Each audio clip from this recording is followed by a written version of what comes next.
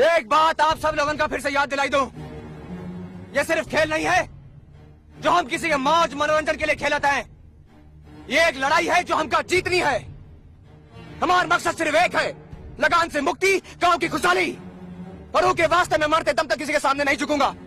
आप लोग मेरा साथ दें या ना दें, मगर कचरा खेलेगा। यहाँ पर वो क्रिकेट टीम जो है एक ऐतिहासिक नेशनल आइडेंटिटी का मूवमेंट बन जाता है। देखा जाए तो ये कई तरह से गांधी और अंबेडकर के बीच में जो विवाद था उसको भी दर्शाता है ये सीन, कि अगर गांधी का कहना था कि हमारे जो मुख्य शत्रु हैं वो अंग्रेज़ हैं, उनको हमें बाहर निकालना है, और अंबेडकर का तर्क ये था कि नहीं, हमारे अंदर जो ये जाति प्रथा है हमें इससे भी निपटना होगा, नहीं तो इस स्वतंत्रता का कोई मतलब नहीं है।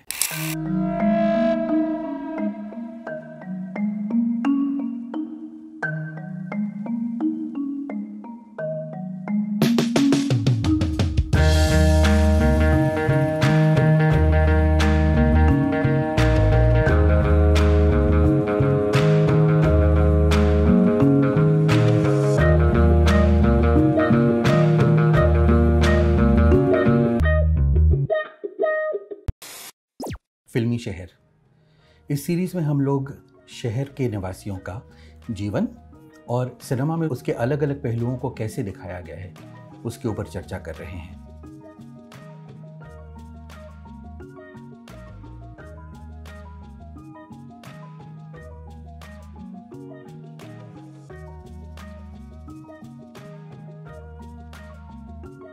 जाति, धर्म, वर्ण व्यवस्था, और सुनो, जो कभी नहीं जाती उसी को जाति कहते हैं। जो सदियों से चली आ रही है, जरूरी नहीं कि वो सही है।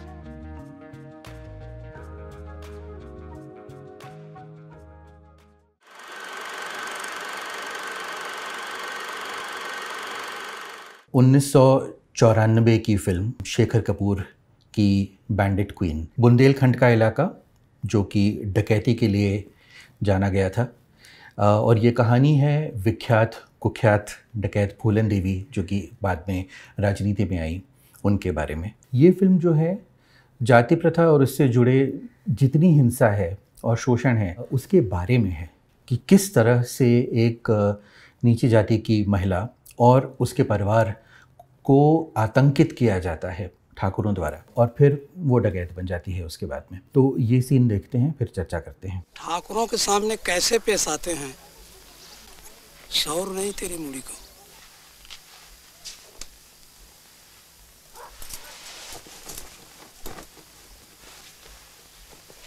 तूने खेत में अशोक को अपने पास काहे बुलाया? मैंने कहाँ बुलाया, वो तो खुद ही आया। अच्छा अच्छा, खुद ही आ गया। हाँ। कहा अशोक बेटे, फिर तूने खुद ही कही कि लाओ ये गट्ठा साइकिल पे धर दे? हाँ, वो जे भी कही, और जे भी कही कि चल। हाँ, पतो है अशोक ने क्या कहा, पतो है, लेकिन पहले तू बता कि तूने कहा कहा जा से। दो मत है इसमें कि वो उनको डाकू उठा के ले गए या वो खुद डाकुओं के साथ चली गई। उन्होंने हथियार उठाए और ठाकुरों की हत्या की। तो ये जो एक घटना थी और सिनेमा में जो उसको दिखाया गया, ये बहुत चर्चित रहे। और ये फिल्म जो है हिंसा दिखाने से शर्माती नहीं है, उसका पर्पस ही यही है कि जितनी घिनौनी वो हिंसा है वो देखकर हम परेशान हों, जो चीज़ें हम अनदेखा कर देना चाहते हैं वो उनकी चर्चा करती है, उनको कैमरे पे दिखाती है। वो फिल्म अभी भी बहुत ज़्यादा डिस्टर्बिंग है और तकलीफ़ देती है देखने में। एक तरीके से कहा जाए तो फिल्म मेकिंग के हिसाब से बहुत अच्छी बनाई गई है, तो वो और भी ज़्यादा इफ़ेक्टिव है और भी ज़्यादा उसका प्रभाव होता है। मैंने दुर्गा मैया के सामने कसम खाया है, अब मेरी लड़ाई पूरे ठाकुर जात से है। जवान संभाल कर बोल, औरत है तू और मल्ला। खामोश, बागी हम जात पात नहीं मानते। वो दोनों भी आपे को बागी माना थे बाबा, पर उन दोनों ने मेरे संग मजाक क्यों है। मुझे नंगी करके पूरे गांव में कुएं में भेजो। बस, मालूम है मुझे, दुख है, अब आगे बोल। तुम्हारे साथ ज्यादातर मुसलमान है बाबा, सोच नीच नहीं मानते। पर कल तक देखना सारे बागियन में भेदभाव का जहर फैलेगो, खून खराबा है। इन्हीं सब चर्चा को लेकर ये फिल्म जो है एक बहुत लैंडमार्क, बहुत ही इम्पॉर्टेंट फिल्म रही है कास्ट और सिनेमा में कास्ट वायलेंस की रिप्रेजेंटेशन के ऊपर। 2001 की बहुचर्चित फिल्म आशुतोष गोवारिकर की लगान, जिसमें गुजरात के एक गांव में भुवन, आमिर खान और उनकी क्रिकेट टीम जिसको अंग्रेज़ों को हराना होता है, और इसमें जो एक कास्ट की चर्चा है वो एक आदमी है जो कि जैसे अंकुर में मूक बधिर है, इसमें वो अपंग है और उसका नाम क्या है? उसका नाम ही कचरा है। तो आप कास्ट शब्द नहीं इस्तेमाल करते हैं, लेकिन उसका नाम कचरा है और वो अपंग है, तो उस कैरेक्टर से एक कास्ट का एलिमेंट जो है फिल्म का एक बहुत महत्वपूर्ण अंग है।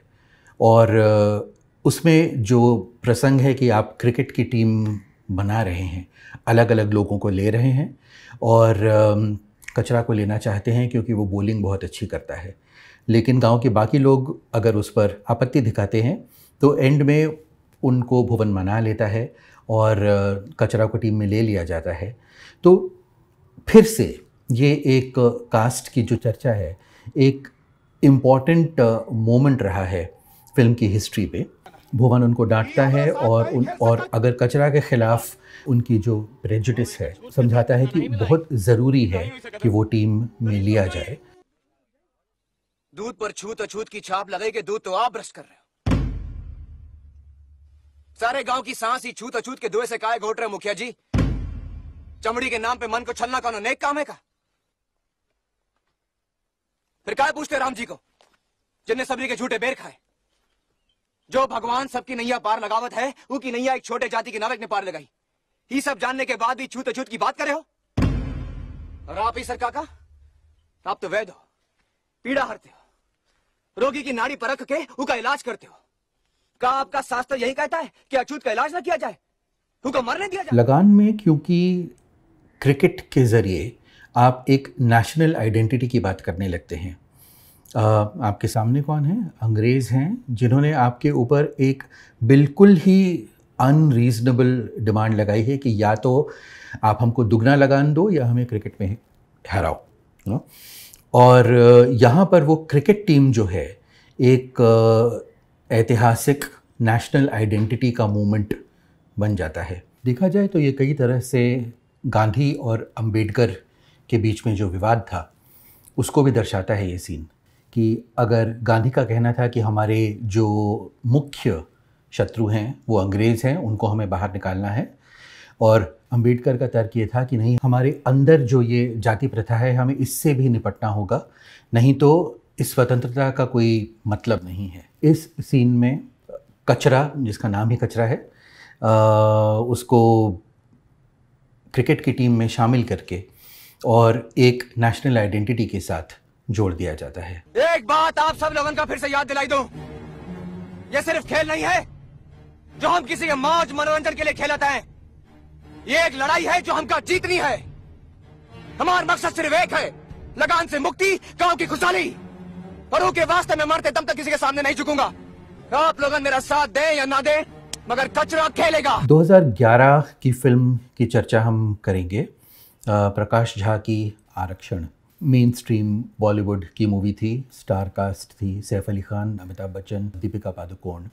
इसका जो ओपनिंग सीन है जिसमें सैफ अली खान जो कि दलित है, एक जॉब इंटरव्यू के लिए जाता है और लोग उससे उसका सरनेम पूछते हैं और फिर उसकी इंसल्ट करते हैं, उसका अपमान करते हैं। और हमारे जीवन में जिस तरह कोटा को लेकर मजाक होता है, जिस तरह की हिंसा हम लोग रोज़ एक्सपीरियंस करते हैं कि SC ST OBC के रिजर्वेशन को लेकर जिस तरह से बात करते हैं, जो कि आरक्षण ने बात की और कई फिल्में उसके बारे में बात करती हैं।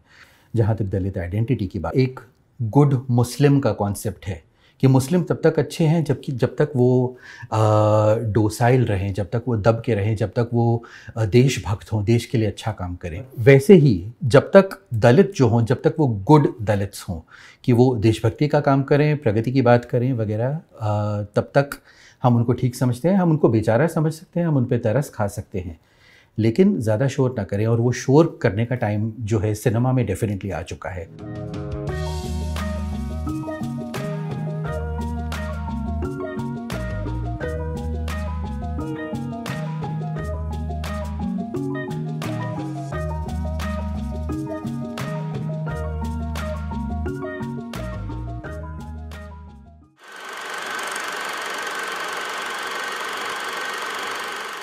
जाति की जहाँ तक बात है, इससे लव, प्रेम इतनी गहरी तरह से जुड़ा हुआ है, क्योंकि जब दो व्यक्ति आपस में प्रेम करने लगते हैं तो ये जाति का सवाल सबसे पहले आ जाता है शायद, क्योंकि प्रेम मतलब लोगों का साथ में मिलना जुलना, शायद शादी की बात करना, और यहीं पे जो है एक जाति इतना बड़ा सवाल बन जाती है हमारे जीवन में, या फिर सिनेमा में तो है ही ये सवाल हमेशा से, कि वो नागराज मंजुले की सैराट हो, फैंड्री हो, या कई फिल्में हो, या जो फिल्में हम देख रहे हैं, इसमें जाति और प्रेम को लेकर और संबंध और रिश्तों को लेकर एक बहुत बड़ा मुद्दा होता है और दिखाया जाता है। और यही सब चीज़ें हैं जो कि हमारा मेन स्ट्रीम जो ग्लॉसी बॉलीवुड सिनेमा है, कभी खुशी कभी गम हो या बड़ी फिल्में हों, उसमें जो एक स्टेटस को या जाति की जो प्रॉब्लम्स हैं उनको बरकरार रखने की जो एक बात है, वो दिखाई जाती है कि हम आपके हैं कौन, जो कि फिल्म हम पसंद करते हैं बहुत कारणों से, लेकिन उससे ज़्यादा स्टेटस कोइस्ट फिल्म नहीं हो सकती। ये आलोचना उस फिल्म की हो सकती है। सारा का सारा खेल जो है अपनी ही जाति के साथ है उसमें। मनोरंजन फिल्म है, उसको शायद हम मनोरंजन फिल्मों को ज़्यादा डिस्काउंट दे देते हैं और दूसरी नज़र से देखते हैं। अगर अंबेडकर की बात याद करें तो उन्होंने यही कहा कि इंटरकास्ट मैरिज जो है, अंतर्जातीय विवाह, वो होगा तभी आप जाति प्रथा को समाप्त कर सकते हैं, कम कर सकते हैं, नहीं तो वो नहीं होगा। और कहीं भी दूर देखने की ज़रूरत नहीं है। हमारे जैसे लोग जो मध्यम वर्ग के या अपर मिडिल क्लास के हैं, न्यूज़पेपर देखें तो मैट्रिमोनियल शादी के जो इश्तहार होते हैं जात के हिसाब से होते हैं, कास्ट के हिसाब से होते हैं। कितनी वेबसाइट्स हैं जो कि जाति के हिसाब से आपकी शादी करने की एक संभावना जो है उसको बढ़ावा देते हैं। ये एक स्टेटस को है जो बना रहता है इन सब चीज़ों के ज़रिए। तो देखा जाए तो अगर हम आज 2022 में भी आ गए हैं तो ये समस्या जो है वैसी की वैसी ही है, और चर्चा हम लोग कर रहे हैं, और ज़रूरी है कि हम आलोचना करें चर्चा से के साथ साथ। अगली फिल्म 2010 की दिबाकर बैनर्जी की लव, सेक्स और धोखा है, LSD नाम से। और इसमें फिर से एक जो ऑनर किलिंग का मुद्दा है, इसमें शहर के लड़का लड़की हैं, फिल्म स्कूल में हैं और फिल्म बना रहे हैं, और लड़का जो है वो निचली जाति का है। सरनेम नहीं बताता, उससे कोई फिल्म में अगर सरनेम पूछता है तो अपना नाम बौद्ध बताता है, तो बहुत क्लियरली इंडिकेट कर देता है कि वो दलित है बिना अपना सरनेम बताए। और लड़की की फैमिली जो कि ऊंची जात से है, उनके साथ जो विवाद होता है, उनके साथ जो एक झगड़ा होता है, क्योंकि वो इस रिश्ते के ख़िलाफ़ हैं, एंड में दोनों को फंसाकर, जिसको ऑनर किलिंग कहा जाता है, अपने ही बच्चों, अपनी ही बेटी की, और दोनों में शादी हो चुकी होती है, उसके पति की शादी के कुछ दिन बाद ही हत्या कर देते हैं। अभी भी होता है। और ये ऑनर किलिंग का मुद्दा जो है, जैसे पहले हमने देखा अपना आर्टिकल 15 में भी, जो एक गैंग रेप और मर्डर का केस है, उसको ऑनर किलिंग कह के रफा दफा करने की कोशिश की जाती है। 2010 की ये फिल्म लव, सेक्स और धोखा, 3 कहानियाँ थीं। ये पहली कहानी का अंत है, जिसमें फिल्म स्कूल में पढ़ने वाला, आदित्य चोपड़ा की फिल्में पसंद करने वाला दलित लड़का, और कैसे उसको इस लड़की से प्यार हो जाता है और लड़की का परिवार उन दोनों को मरवा देता है ऐसी निर्ममता से। बहुत ही भयंकर ऑनर किलिंग के सीन के समय उसका वीडियो कैमरा चालू छूट जाता है, और एविडेंस दर्शक के लिए रह जाता है और किसी के लिए नहीं, और कहानी वहाँ पे ख़त्म हो जाती है। फिर से एक बार प्रेम और कास्ट और जाति प्रथा और हिंसा, इन तीनों का जो एक कनेक्शन है जिसके साथ हमें जीवन में डील करना होता है और सिनेमा दिखाता है अपने तरीके से। काश नहीं होता, लेकिन है। और आज की फिल्में जो हैं उसके बारे में ज़्यादा बात कर रही हैं जितना कि पहले करती थी उसके मुकाबले में, और ये एक चर्चा बहुत ज़रूरी है। 2013 में नागराज मंजुले की बहुचर्चित फिल्म फैंड्री, इस तरह की फिल्म जो है हिंदी में शायद अभी तक नहीं बनी है, जो कि विदर्भ के एक छोटे गांव में एक दलित परिवार है। और फैंड्री जो फिल्म का शीर्षक है वो एक डायलेक्ट में सुअर के लिए यूज़ होता है। तो जो लड़का है उसमें, फिर उसमें प्रेम का सवाल आता है, उसको ऊंची जात की लड़की से प्रेम हो जाता है, लेकिन वो जात कैसे छुपाए। तो फिल्म का जो क्राइसिस है, और वो बच्चे का मुश्किल से 14-15 साल का लड़का है, तो उसके मन में जो चल रहा है, उसके इतना बड़ा जो कलेश है समाज का और उसकी लाइफ में जो हो रहा है, फिल्म उस बारे में है। और अंत में जिस तरह से उनको पूरे गांव के सामने नीचा दिखाया जाता है, जबकि एक मरे हुए सूअर को उठाकर वो लोग के पिता मरे हुए सूअर को उन सब नेताओं की तस्वीर के सामने से लेकर जाते हैं, और अंत में और एक पत्थर मारा जाता है। तो अगर अंकुर में पत्थर कैमरा से दूसरी तरफ मारा गया है, खिड़की की तरफ, और बच्चा भाग जाता है, आरक्षण में पत्थर नहीं मारा जाता है, पेपर वेट जो है, इसके अंत में जो बच्चा है वो पत्थर मारता है सीधे कैमरा पे, सीधे दर्शक के ऊपर, और फिल्म वहाँ पे ख़त्म होती है और कुछ ऑलमोस्ट 10 सेकंड के लिए स्क्रीन ब्लैंक हो जाता है। बहुत ही पावरफुल, बहुत ही दमदार एक मैसेज फिल्म के एंड में दिया जाता है, और ये फिर होगा पा रंजीत की फिल्म में। फैंड्री को बहुत सारे नेशनल और इंटरनेशनल अवार्ड्स मिले, फेस्टिवल स्क्रीनिंग्स हुई, और अभी बहुत आसानी से अपने OTT प्लेटफॉर्म्स पर ये फिल्म अवेलेबल है। अगर आपने नहीं देखी है तो ज़रूर देखिए। इस तरीके का जो एक आक्रोश है, एक गुस्सा है, हिंदी फिल्मों में हम ना के बराबर देख रहे हैं, और इसमें अगर काम हुआ है तो मराठी में नागराज मंजुले के द्वारा फैंड्री हो या सैराट हो, या फिर तमिल में पा रंजीत की फिल्मों के द्वारा वो मद्रास हो या फिर काला हो। मार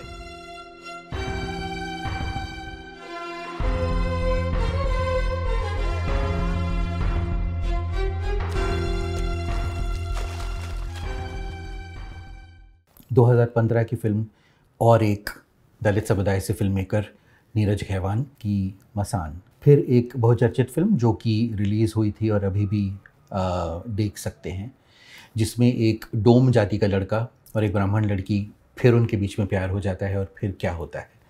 और जाति की चर्चा निकल कर आती है जब लड़की लड़के के घर जाना चाहती है और उसका पता पूछती है।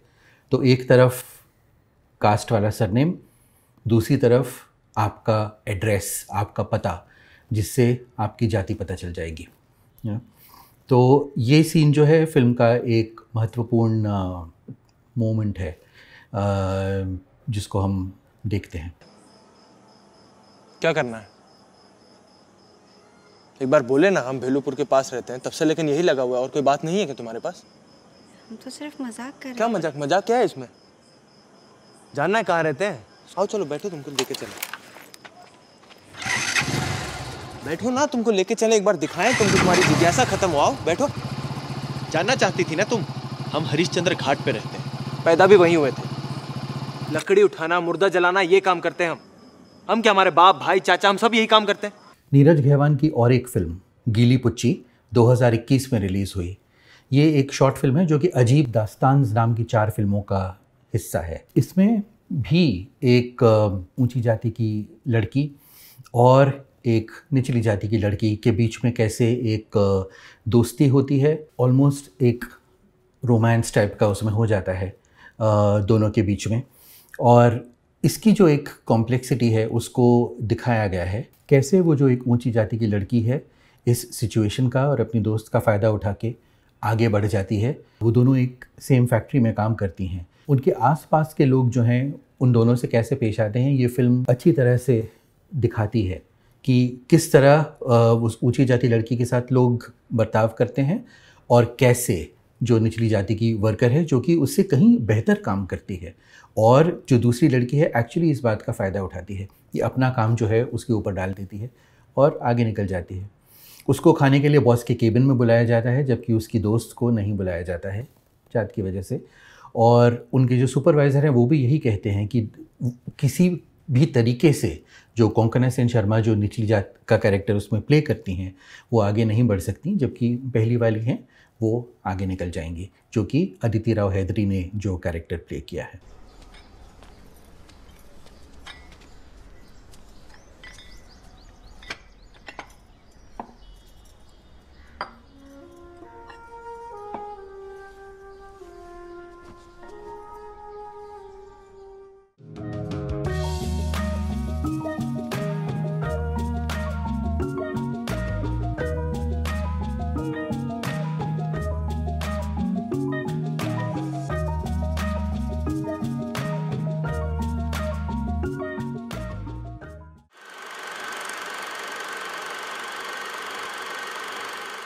नीरज घैवान, नागराज मंजुले और पा रंजीत क्योंकि खुद दलित समुदाय से हैं, उनकी फ़िल्मों पर इसका जो एक छाप है और एक जो उनका पर्सनल एक्सपीरियंस है, उनका अपना अनुभव है जो इन फिल्मों में दिखाई देता है।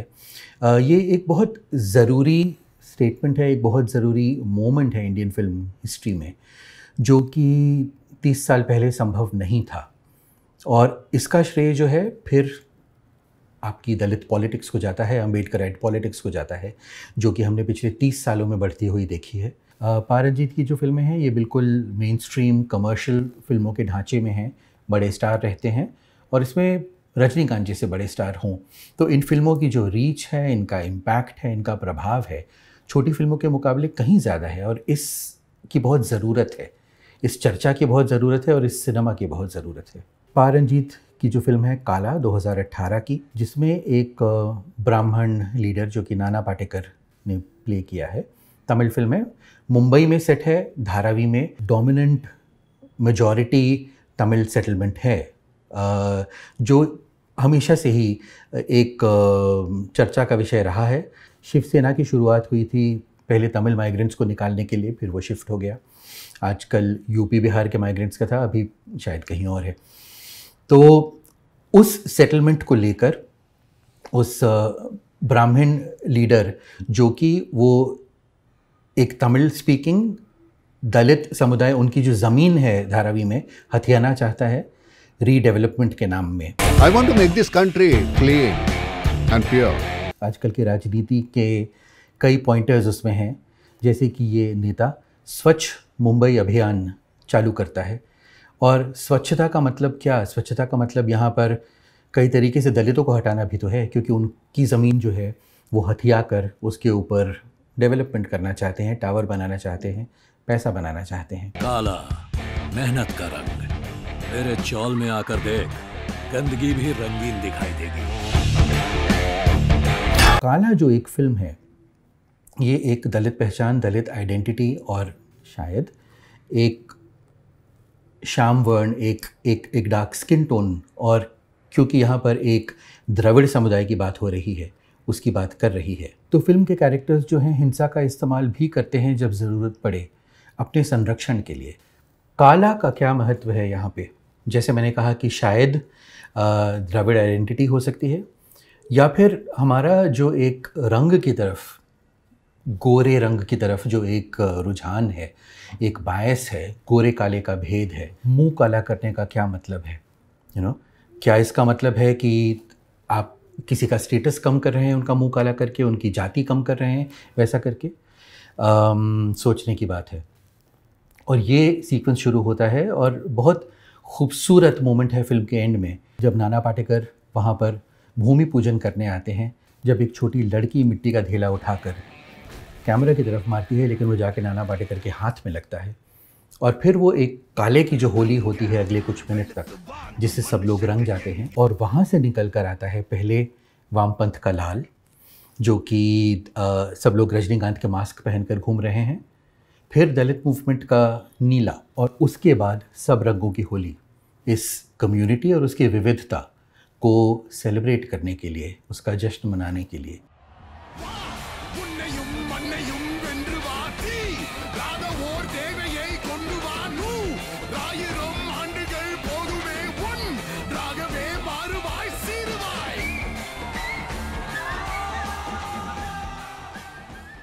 बहुत ही पावरफुल मोमेंट है। आप देखें कि जितनी फिल्में हमने देखी तो उसकी लाचारी, उसकी विवशता, उसके आक्रोश से आगे आकर फाइनली ये फिल्म जो है अपनी दलित आइडेंटिटी का जश्न मना रही है। और ये आई थिंक एक बहुत ही महत्वपूर्ण पॉइंट है सिनेमा की हिस्ट्री में। कहीं आगे जाना है इससे और ज़रूर जाएंगे। जैसे हमने कहा कि आपकी फ़िल्मों में दलित सरनेम्स नहीं रहे हैं, अब आने लगे हैं। अगर पहले आप की फ़िल्मों के दलित सब्जेक्ट्स होते थे, अस्पृश्यता की बात होती थी, तो कोई भी आइडेंटिटी जो है निम्न वर्ग के लोगों की, उस अट्रोसिटी और इस हिंसा से आगे नहीं जाती थी कि हाँ ठीक है, हम तुम्हारे ऊपर तरस कर सकते हैं, लेकिन तरस करके हमको अच्छा भी फील होगा, लेकिन इससे आगे हम नहीं गए जब तक उसका समय नहीं आया। अब वो समय है और इससे के आगे और काम होगा। फिल्म मेकर हों या आप कोई भी हों, कहीं भी हों, आपका कोई भी प्रोफेशन हो, आपको क्रिएटिव आर्टिस्ट होने की ज़रूरत नहीं है। नागरिक हों तो आपका दायित्व है कि आप ऐसी चीज़ को, इतनी बड़ी बात को अनदेखा ना करें और समझें।